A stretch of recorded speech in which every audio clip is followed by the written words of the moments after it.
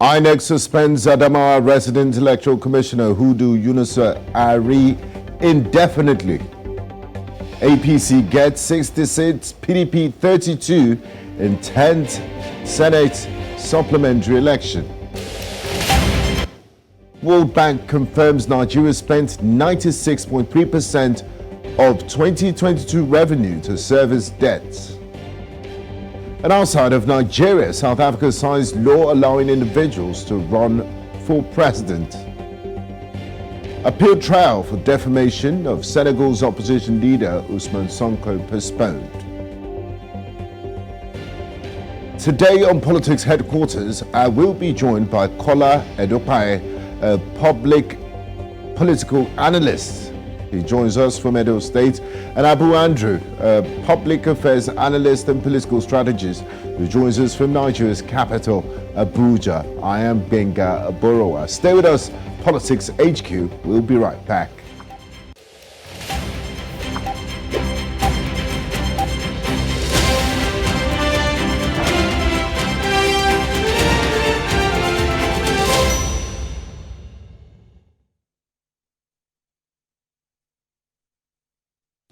The battle for the Adamawa governorship seat between Governor Ahmed Fintiri of the People's Democratic Party and Aishatu Binanu Delhati of the All Progressive Congress took a dramatic turn on Sunday. The supplementary governorship election saw the state resident electoral commissioner pronouncing Binani as governor-elect, surprisingly without any election result released. INEC almost immediately denied the announcement of the results and frowned against the chaos that followed. Ms. Binani had released a video which saw her accepting the announcement and thanking the President, Muhammadu Buhari. The Electoral Commission has suspended the collation of results in the state as the Adamawa governorship election is springing more stories than ever imagined. Now, joining me on PHQ tonight to discuss all of this development is Kola Edopaye, a political analyst who joins us from Edo State, and Abu Andrew, a public affairs analyst and political strategist, joining us from Nigeria's Federal Capital Territory, Abuja. A warm welcome to you, gentlemen, and thanks for joining me on PHQ. Now, I'd like to start with you, Kola. Can you explain to our viewers why the Independent National Electoral Commission, INEC, has declared the announcement of the winner of the Adamawa State governorship election null and void? Very much. It is very, very sad that we are where we are today. Nigeria, we are not moving forward. Instead of us to move forward, we are moving anti-clockwise. The action of the Residence Electoral Commissioner is a clear usurpation of power of the returning officer. Thank God that the Independent National Electoral Commission headquarters through his spokesperson, Festus Okoye, said that what the REC did is null and void. When collation was still going on, the REC announced a winner, and of which it is the duty of the returning officer to announce result. What he did is null and void. It is very obvious that the commissioner has been compromised. So, Kola, stay with you. If I may comment at this point, for a senior official like this state resident electoral commissioner to do such a thing, which is unimaginable, you did say the REC has been compromised. What do you think his motivation was, and what could have led him to take the decision? He just announced the winner without any results and declared Aisha Binani the governor-elect. That is what I'm saying. What he did is a clear transmogrification from reality. If he was not compromised, I don't think he would do that. He's working for the money that was given to him. How can the commissioner, the resident electoral commissioner, just announce results of elections where collation was still going on? I was told that he is a lawyer, and what he did is a slap on the face of Nigeria Bar Association. I want to say that he should be suspended with immediate effect and alacrity from NBA. The way he was suspended as the resident electoral commissioner of Adamawa State. We should be moving forward. We should not take actions that will cause conflagration in the system. I monitored it vividly. Fintiri was leading. We were optimistic that Fintiri will be declared winner by the person that is charged with the constitutional responsibility of announcing results. But what we saw was a clear deviation from the ethics and ethos of electoral umpire. INEC headquarters in Abuja had spoken. They said what? The action of the commissioner is not avoid. It is not by saying it. They should take actions to make sure that what the commissioner did was non-avoid. If it is possible, the person that won the election should be announced.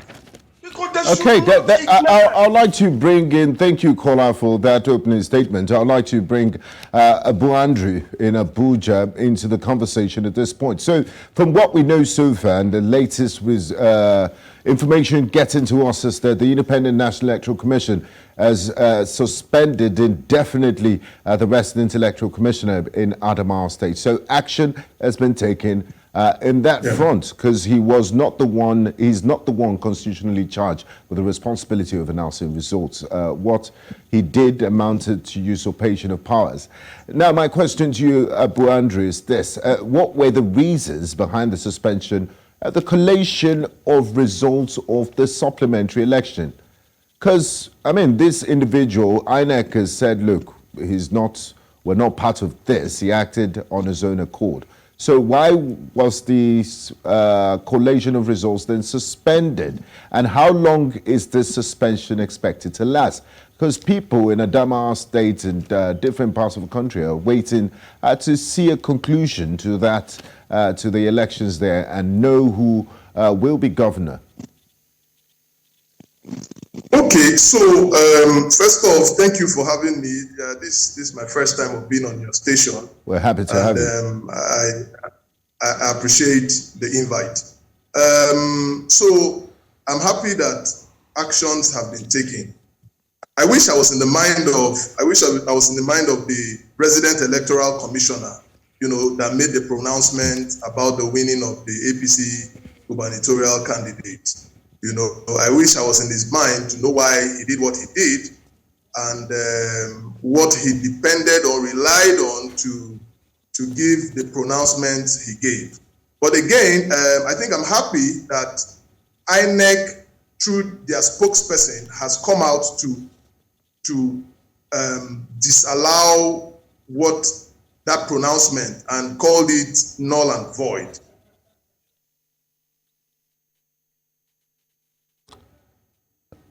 Hello. Adamawa, yeah. We all know that the elections in Adamawa is tightly contested, and you cannot take away the fact that Fintiri and the people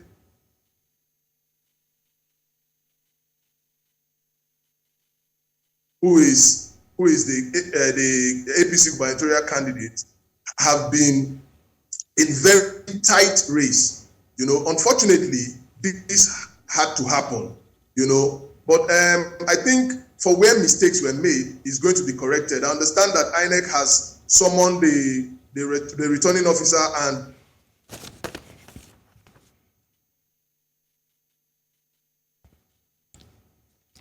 they can cross the T's and dot the I's. Okay, so for now, I think we should allow, you know, tempers shouldn't flare too much, and also we should, you know, douse the emotions and see what the outcome of all this is going to be.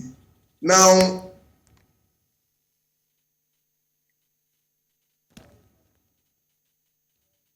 an election, which is the INEC. And the good thing is the INEC is handling this issue, and let's see what the outcome is going to be.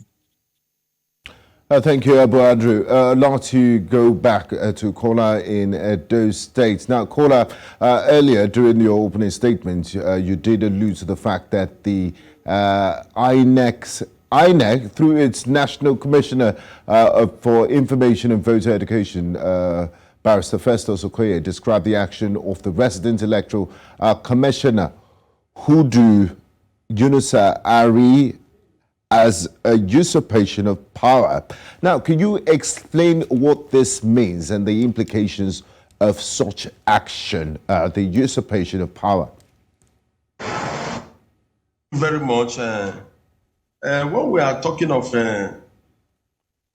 usurpation of power, it simply means that a person is assuming the duty of another person, duty that is not supposed to be performed by that person.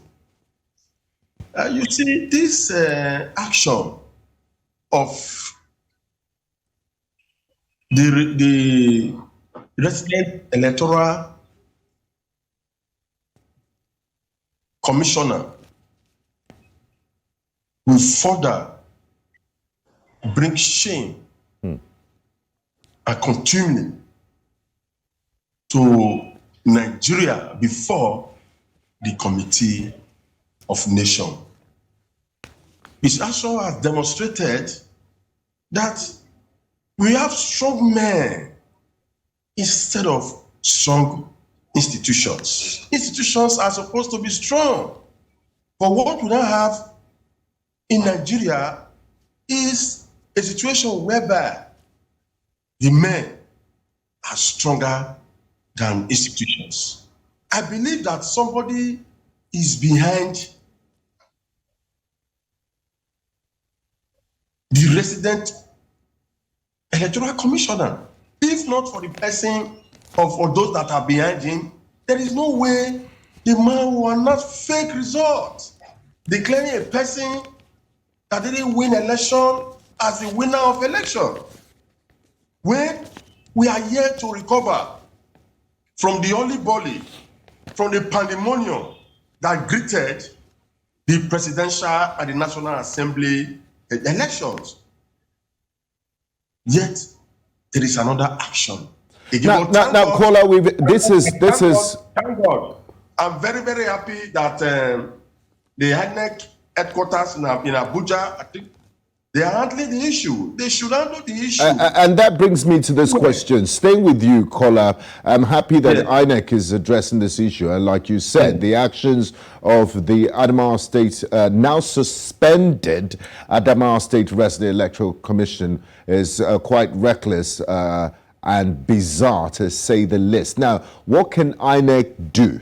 I know he's been summoned to the HQ. What can INEC do to prevent such an embarrassing situation from occurring again in the future? INEC has taken the action it ought to take. And having been investigated, they should give him the right to fair hearing, in line with the principle of natural justice, Section 36 of the 1999 Constitution of the Federal Republic of Nigeria as amended. They should give him. Hello, Kola, are you there? Okay, I believe we lost Kola there. Our engineers were trying to establish audio contact with caller in Edo State. I'll bring in Abu Andrew at this point. Now, Abu Andrew, the People's Democratic Party, the ruling party in Adamawa State, has been reacting to the development. The party has asked that the resident electoral commissioner be arrested and an investigation to be launched to determine who he's working with and for. Do you support this position by the People's Democratic Party? So I think that the right thing to do is for an investigation to be carried out. I don't know the rules and the kind of punishment that the INEC doles out to erring officers. But I think we will be preempting what INEC is going to do by assuming things that should be what INEC, what discipline INEC should be given to, an erring officer. So I know that. What about the PDP's position that he should be arrested? Do you think it's such a grievous offense that the police should actually get involved and arrested? Well, I don't know if what should be done is to arrest him, but I think there is an investigation going on already, and I'm sure by tomorrow or thereabout, we would have known what the outcome of what the investigation and what led to, the pronouncement that the REC made in Adamawa State. So, but for me, yes, so it's good we are talking about this on air, on TV. But at the end of the day, whatever decisions that is going to be made is going to solely be that of the INEC.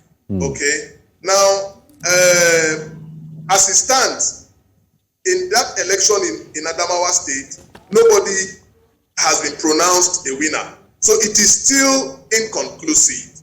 Okay, so for me, I would ask that we allow for INEC to carry out their investigation and, if possible, send in somebody else to go and see to the conclusion of that election.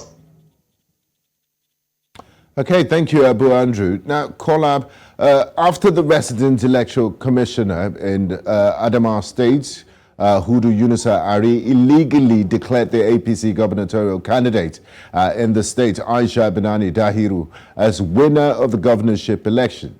She went on TV to give an acceptance speech where she thanked the people of the state for electing her. She also thanked President Muhammadu Buhari, and according to her, being elected as the first female governor in the country would encourage other women to participate actively in politics.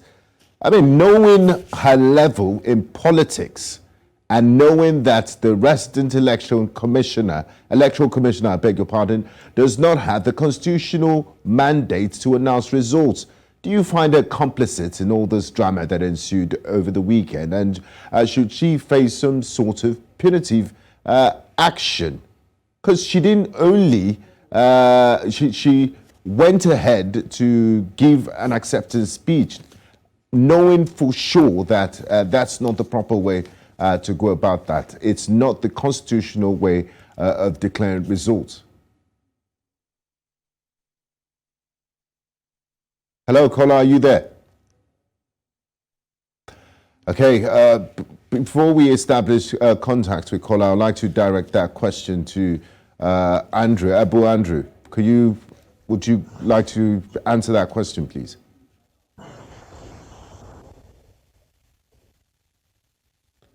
Hello, Abu Andrew, are you there? Yes, I am. I'm here. Yes. Did you get my last question about the Adamawa State gubernatorial candidate giving an acceptance speech, knowing the background to which her declaration happened? Do you think she's complicit in all of this drama that ensued? Okay, so the audio is a bit poor. Okay, I'll repeat myself. Do you think the governorship candidate of the APC, Aisha Binani Dahiru, Do you think she's complicit in all the drama and illegality that took place over the weekend? Because she went on national TV and gave an acceptance speech where she thanked the people and also thanked Mr. President. Yes, I get your question now. So I would not say that she's complicit because she read out an acceptance speech. Now, what I would say is a pronouncement was made by the resident electoral commissioner. Okay? Now, yes. We know that the person who should make such pronouncement should be the returning officer. Unfortunately, the returning officer was nowhere to be found. Okay? So now that pronouncement let's track back a bit. Lots of cameras, and it was communicated, and of course the communication went viral, and she put out a statement naturally, as you would expect any candidate who has won elections will make. So the question will be, was she hasty, or was she in a haste to put out a statement? Or was the communication she got that led to her statement of acceptance speech not from INEC? So now the point of contention here is there was a pronouncement by INEC.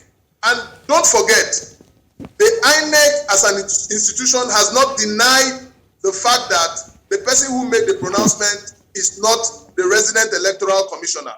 What they are saying is the person that is supposed to make the pronouncement is the returning officer. So the last I checked, the candidate of the APC is not a member or is not a staff of the INEC.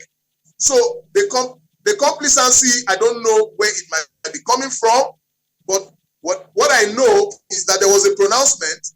Unfortunately, it was a pronouncement that was done by the person or a person that does not have the powers to do that. And INEC has refuted that pronouncement and had called it null and void. And so let us wait and see what the outcome is going to be. But again, the fact remains that there has not been any winner declared. Thank you, Abu Andrew. I'd like to bring Kola back into this conversation. Now, Kola, do you share the same sentiment with Abu Andrew that, you know, the candidate of the APC is not an INEC staff? Result was declared by the resident electoral commissioner, even though he's not constitutionally mandated to, and then she went ahead to give an acceptance speech. Do you find her complicit in all of this drama that happened over the weekend? Where the East in reading their acceptance speech, when he commended President of the Federal Republic of Nigeria, Muhammadu Buhari, that shows that it was premeditated and calculated. For her to just come out on national television, making delivering his speech, commending the president, shows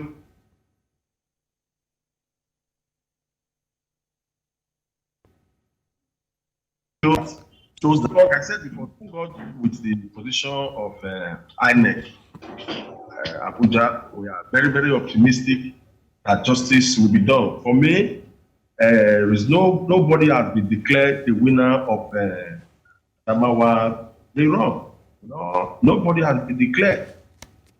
Nobody has been declared. Let's wait tomorrow or the day after tomorrow and see the action.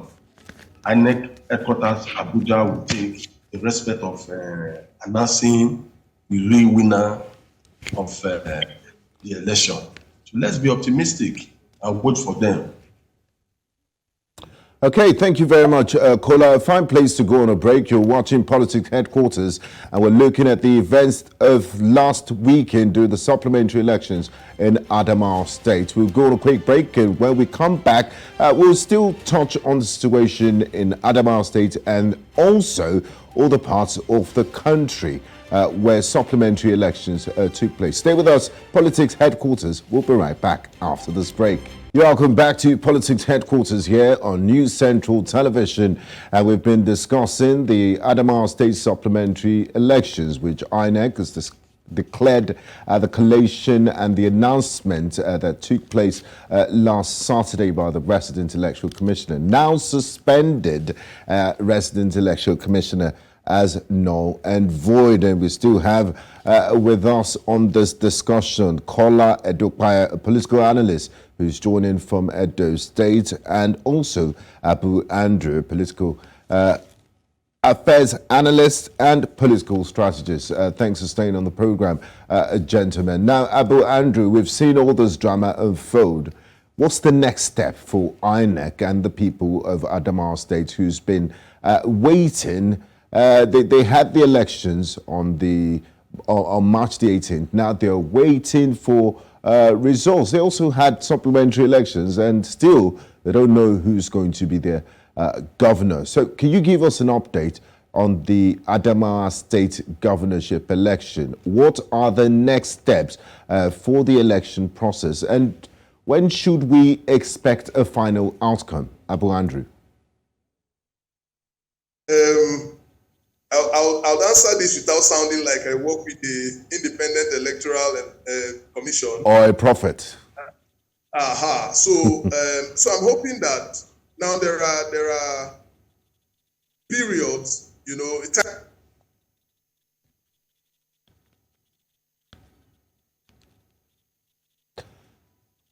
Hello, Abu Andrew. I think we lost your audio. Can you check your audio? Okay, go ahead, please. Hear the outcome, wait to hear the outcome of what INEC is going to say, regarding, the investigation that they are already carrying out. Okay, but I want to believe that in the next coming days, or before this week runs out, at least we'll have gotten a definite response, to the solution of, the Adamawa debacle. Thank you, Abu Andrew. Now, Collab. Okay, so staying with you, Abu, how will this incident that played out over the weekend, the incident of the Resident Electoral Commissioner announcing the result and his suspension and everything that has happened in the last 48 hours, how will this affect the credibility and integrity of INEC and the electoral process in Nigeria? And what can be done to restore people's confidence in the electoral system? Okay, so I'm not going to give a blanket statement just because one officer of an organization is. Okay, so we're talking about INEC, that is an institution saddled with the responsibility to oversee and is an umpire to our electoral process. Now, a resident electoral commissioner of a state is not, ill action is not enough for me to condemn the totality of what the INEC is doing. The INEC, in my own estimation, has done extremely well by the kind of innovation we are seeing, today, where BVAS is used to accredit voters before they cast their votes. Now it has eliminated so many things that used to be a problem in our electoral processes, where you have the cases of overvoting or ghost voters and what have you.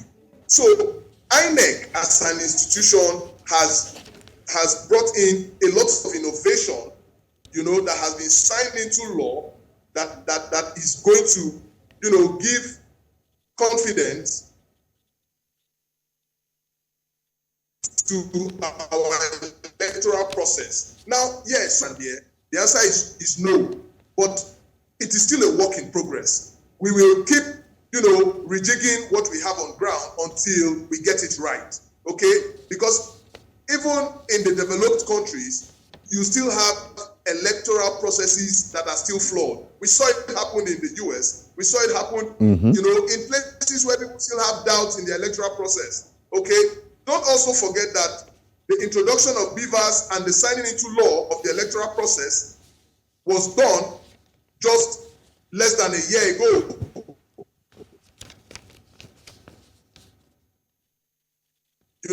So we are okay. So, and I know that coming elections are going to be,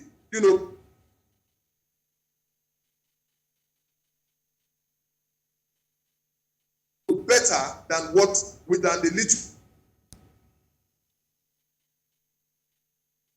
skirmishes we've experienced in the training. It is one of one person to condemn the whole of INEC.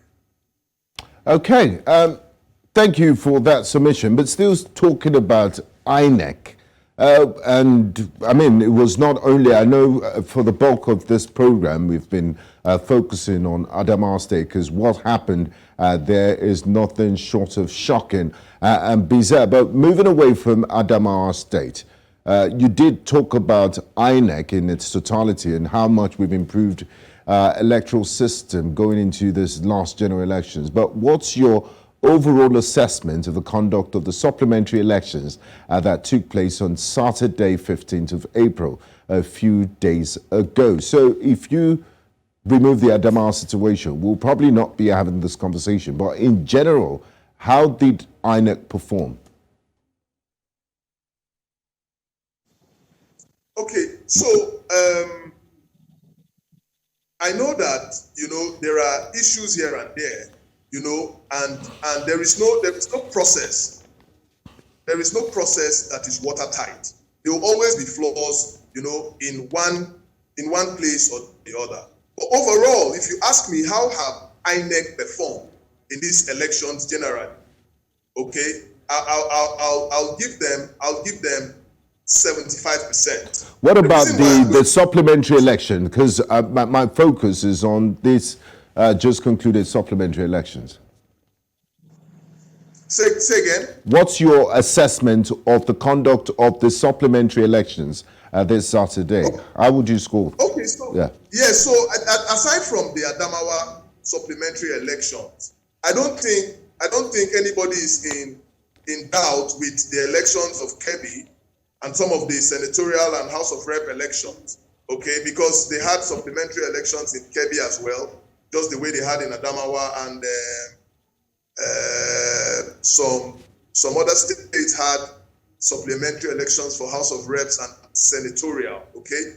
Now, there have been announcements of winners in these elections, and I don't think anybody is shouting to the high heavens that they were, irregularities, okay? The supplementary election, the only one we're having any challenge, to my knowledge, to the best of my knowledge, the Adamawa one. And the reason is simple. We cannot take away the fact that the elections in Adamawa is closely and tightly contested, okay? I don't think anybody would have imagined that an incumbent governor was going to struggle so hard, to win re-election, okay? And what that says to us as Nigerians is that we have a process that is working. We know what is to be obtainable now in our system. It is almost impossible for an incumbent governor to be thrown out of office. But we've seen in this election where, an incumbent governor lost election, okay? For senatorial elections, they lost, supporting even their candidate. We saw it happen in Jos, we saw it happen in Benue, we saw it happen in, Cross River State, where, the serving governor lost senatorial elections. And for me, that is democracy at play, okay? So no matter how we look at the skirmishes or the issues we have with our elections, we cannot take away the fact that, we have had acceptable results, across board, regardless of political parties, okay? So I would not want us to dwell too much on the fact that of all the supplementary elections that took place over the weekend, because we had an isolated case with the Adamawa case where a reg made a pronouncement that INEC has come out to denounce should be a yardstick for us to condemn in totality, the supplementary elections or even the elections that have been conducted before now. Thank you, Abu Andrew. I'd like to bring Kola into the conversation and also hear his opinion of the just concluded supplementary elections, barring Adamawa State, which is still inconclusive. Now, Kola, how would you assess INEC's performance, and how did INEC manage the process of collation, announcement of results for the supplementary elections, and were there any reported incidents of delays or irregularities during this process? Is it generally or in Adamawa State? Is it generally? Generally for the supplementary elections, yes. Yes, thank you very much. Like in Edo State, about four wards, supplementary elections were conducted in four wards in Edo State. In some areas, so Labour Party candidate Ego constituency lamented copiously that he was beaten by talks sponsored by People Democratic Party here in Edo State. That his followers, some of his people were disenfranchised. He lamented seriously that he was winning. He was winning the election before, but in an election that was conducted in about 2 units, just but the result they brought from that unit is extremely laughable. So we are saying that though there is a lacuna in some areas, that is not enough for us to just crucify them to say that they didn't try. They tried their best, but their best, it's not the best. They should improve. They should improve on it, so that at least Nigeria will definitely be a state that other nations will be citing as case study, having conducted a free and fair election. So I want to say that at least I can give them 45%. Staying with you, looking at voter turnout, because when you have a situation where electorates have gone to the polls on polling day and the elections are inconclusive, there's a tendency to have voter apathy because they feel they would rather spend their time at home and not come out to vote again. What's your assessment from what you observed of voter turnout for the supplementary elections in the areas you were able to observe from? The turnout was low compared to the election, the presidential and the National Assembly election. And then I say it is normal. When the one candidate didn't win, the others will definitely develop apathy. So after all, the person who voted for the person who voted for was not announced as the winner of the election, and as such, our votes don't count. They will just prefer to sit at home, sit down at home.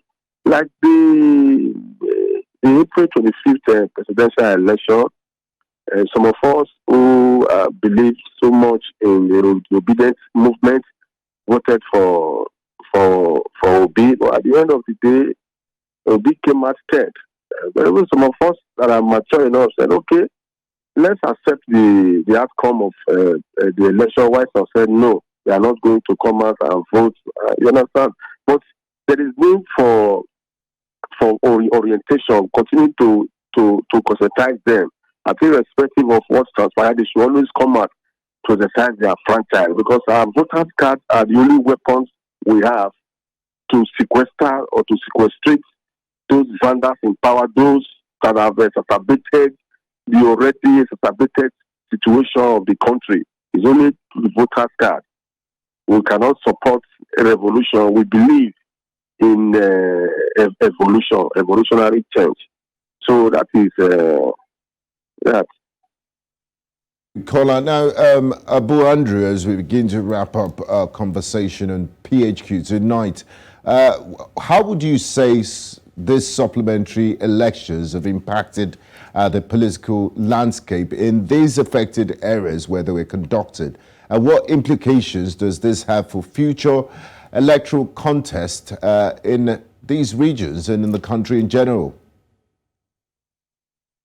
Okay, so supplementary elections usually come up when there are issues, maybe from overvote, from violence or INEC officials not being on ground early enough and all of that. So so there are reasons why supplementary elections happen. Most times the steam is lost when, a process that would have been concluded is still going to be carried over, so it's a high recipe for, a voter apathy. And also, aside from that, you have voter apathy.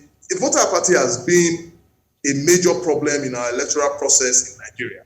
Okay, so I think political parties and CSOs and other, bodies need to do a lot of awareness creation, to, make people understand how important it is for you to come out and cast your vote for any elections, regardless of whether you are interested in it or not, because at the end of the day, if you don't participate in the process, you will not have any right, to criticize or condemn the process, because it is the people that are involved that will determine what is going to happen at the end of the day. So it is very important, for people to know, for awareness to be created, for people to know how important it is for you to participate, in carrying out your civic duty as a Nigerian.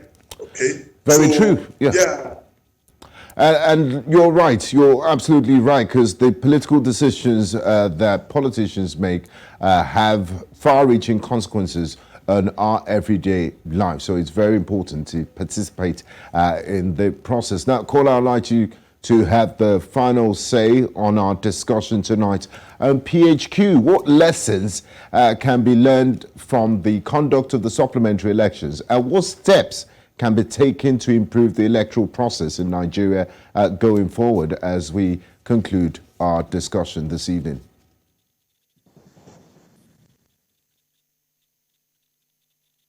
Hello, Kola, are you there? Hello, can you hear me? Yes, did you get my question? No, I didn't. Did you get my question? No. Okay, I'll repeat my question. I said, what lessons can be learned from the conduct of the supplementary elections, and what steps can be taken to improve the electoral process in Nigeria going forward?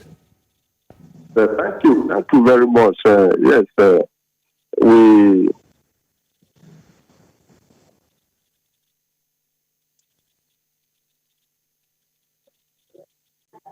some connection issues with Kola. So, Abu Andrew, I'll yield the floor to you and let you answer that question as we wrap up our conversation tonight on PHQ. What lessons can be learned from the conduct of these supplementary elections, and what steps can be taken to improve the electoral process in Nigeria going forward? Okay, I think it's important for every Nigerian to understand that regardless of what actions or inactions you take, that affect, voting on election day, there will always be a call for a re-election or a supplementary election. So it is better to conduct yourself in the best possible way to just get it over and done with, so that you don't start going through the stress of an election that you should have been done and that should have been done and dusted with. You are now coming back for a supplementary election where people are already preparing, to get inaugurated. Okay, so we have an electoral process that cannot be messed with the way it used to be in the past. So my advice is for Nigerians to know that Gone are those days where you snap ballot boxes or you come, you disperse crowd and you create mayhem whatsoever. When that happens, there's going to be a call for a supplementary election. Okay, so and ultimately, I wish the best candidate that gets the highest votes all the best in the Adamawa elections. Thank you very much, Abu Andrew. You've been a great company and guest. I do appreciate your insights and contribution. I'd also like to say a big thank you to Kola Edokpai, a political analyst who joined us from Edo State. Thanks for being a part of tonight's PHQ.